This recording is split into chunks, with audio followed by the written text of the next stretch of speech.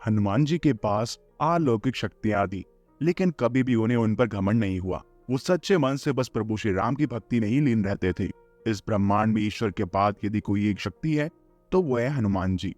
महावीर विक्रम बजरंगी के समक्ष किसी भी प्रकार की मायावी शक्ति ठहर नहीं सकती। वो अष्ट सिद्धि और नौ निधि के दाता हैं। सब युग में हनुमान जी के ही प्रताप से जगत में उजियारा है। हनुमान जी का जब जन्म हुआ तो सभी देवी देवताओं ने उन्हें अलौकिक शक्तियां और वरदान दिए, जिससे उन्हें अनेकों शक्तियां प्राप्त हुई। हनुमान जी का घूंसा खाकर रावण उसी तरह से कांप उठा था जैसे भूकंप आने पर पर्वत हिलने लगते हैं। महादेव के पाशुपतास्त्र के वार को भी सहन कर लिया था, लेकिन अब इस समस्त शक्तियों के ऊपर उन्हें तनिक भी अभिमान नहीं था। उस शक्ति से उन्होंने बस राम का ही नाम लिया और उन्हीं का कार्य किया।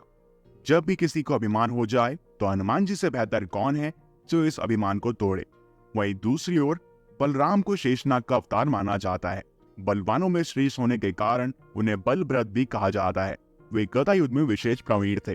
वो अपने क्रोध के लिए जाने जाते थे, लेकिन इसके साथ साथ उन्हें किसानों का भगवान भी कहा जाता है, क्योंकि हल उनका एक प्रमुख अस्त्र था और वो बल और शक्ति के भगवान भी हैं। भीम और दुर्योधन दोनों ही उनके शिष्य थे। उन्होंने ग्वालियर में हाथी को बस एक ही मुक्के में धूल चटा दी थी और जरासंध को 17 बार हराया था। बलराम इतने शक्तिशाली थे कि वह ज्वरा, जो भगवान शिव से उत्पन्न हुआ एक बुखार है, वो उसकी शक्ति तक को सहन कर सकते हैं। उनके बल और साहस के किस्से अद्भुत हैं। तो क्या हुआ जब बजरंगबली और बलराम दोनों युद्ध के लिए आमने सामने आए? आखिर क्यों हुआ इनके बीच में एक बड़ा युद्ध? हम सब जानेंगे इस कथा में। मगर उससे पहले अगर आपने हमारे चैनल को सब्सक्राइब नहीं किया है तो जरूर करें और बोले जय बजरंगबली। एक समय की बात है, बलराम जी ने भयंकर असुर वानर राक्षस द्विता को परास्त कर दिया था। वो बहुत विशाल और शक्तिशाली था, लेकिन बलराम के एक ही वार से वो ध्वस्त हो गया था। इस जीत के बाद बलराम को अपनी ताकत पर अभिमान हो गया था और श्री कृष्ण को ये बात समझ आ गई। तो श्री कृष्ण ने वही किया जो वो करते हैं। उन्होंने अपने भ्राता बलराम का अभिमान तोड़ा। और जब श्री कृष्ण कोई भी लीला करते हैं वो देखने लायक होती है, और सभी में केवल हनुमान जी ही थे जो कि बलराम का ये अभिमान तोड़ सकते थे, क्योंकि पवन पुत्र हनुमान से ज्यादा बलशाली और कोई नहीं था। भगवान श्री कृष्ण की द्वारका नगरी में एक सुंदर वाटिका थी। श्री कृष्ण के बड़े भाई बलराम को यह वाटिका बहुत ज्यादा प्रिय थी। उस वाटिका का निर्माण उन्होंने स्वयं करवाया था। एक बार उस वाटिका में एक बहुत विशाल वानर घुस गया और वहां के फलों को वो खाने लगा। वह वानर वृद्ध था, परंतु साथ ही साथ बड़ा विराट भी था। वाटिका के द्वारपाल उस वानर से भयभीत हो गए थे और वहां से भाग खड़े हुए थे। उन द्वारपालों ने जाकर बलराम जी को एक सूचना दी कि कोई बड़ा वानर उस वाटिका के अंदर घुस आया है और वहां के फलों को खा रहा है। वह वानर इतना विराट है कि आज तक उन्होंने ऐसा वानर नहीं देखा है। यह सुनकर बलराम जी को क्रोध आ गया और वे तुरंत ही उस वाटिका में पहुंच गए। बलराम ने अपने कई सैनिकों को भेजा और यहाँ तक कि अपने सेनापति तक को भेज दिया, लेकिन उस वानर ने सभी को परास्त कर दिया। उस समय उन्होंने भी देखा उस विराट वानर को और उनको भी लगा कि ये कोई साधारण वानर नहीं है, परंतु कोई मायावी है। दरअसल ये वानर और कोई नहीं बल्कि स्वयं राम भक्त हनुमान जी थे, जो कि श्री कृष्ण के कहने पर उस स्थान पर आए थे। बलराम जी ने देखा कि वह वानर बड़े ही आनंद के साथ वाटिका में फल खा रहा है। बलराम जी ने उस वानर से उनका परिचय पूछा, परंतु वानर ने बलराम जी को कोई भी उत्तर नहीं दिया। उस समय श्री कृष्ण की माया के कारण बलराम जी भी हनुमान जी को नहीं पहचान पाए और क्रोधित हो गए। उसके बाद बलराम जी और बजरंगबली के बीच में युद्ध आरंभ हो गया। उस समय बलराम जी ने बार बार हनुमान जी पर प्रहार किया, परंतु हनुमान जी ने उनका हर वार विफल कर दिया। जब बलराम जी से रहा नहीं गया तो उन्होंने अपने सबसे शक्तिशाली शस्त्र का प्रयोग हनुमान जी पे करना चाहा, परंतु स्थिति को बिगड़ते हुए देख तुरंत ही वहां पर श्री कृष्ण प्रकट हो गए और बलराम जी को ऐसा करने से रोक दिया। और भगवान श्री कृष्ण ने जब ये बताया कि वह वानर और कोई नहीं बल्कि स्वयं हनुमान जी हैं, तो बलराम जी को भी अपना पूर्व जन्म याद आ गया और यह भी याद आ गया कि कैसे बजरंगबली ने उनकी सहायता की थी। आपको बता दें कि पूर्व जन्म में बलराम श्री राम के छोटे भाई लक्ष्मण जी ही थे, और ये तो सभी जानते हैं कि हनुमान जी ने ही लक्ष्मण को संजीवनी बूटी लाकर उनकी मृत्यु होने से बचाया था।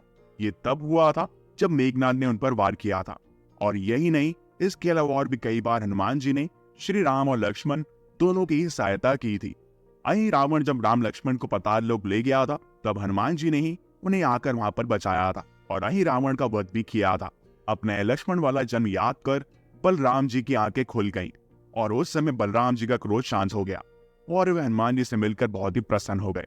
उन्होंने बजरंगबली को गले से लगा लिया और हनुमान जी ने भी बलराम जी से क्षमा मांगी और कहा कि मैंने जो भी किया वह प्रभु के आदेश पर ही किया, इसलिए मुझे क्षमा कर दीजिए।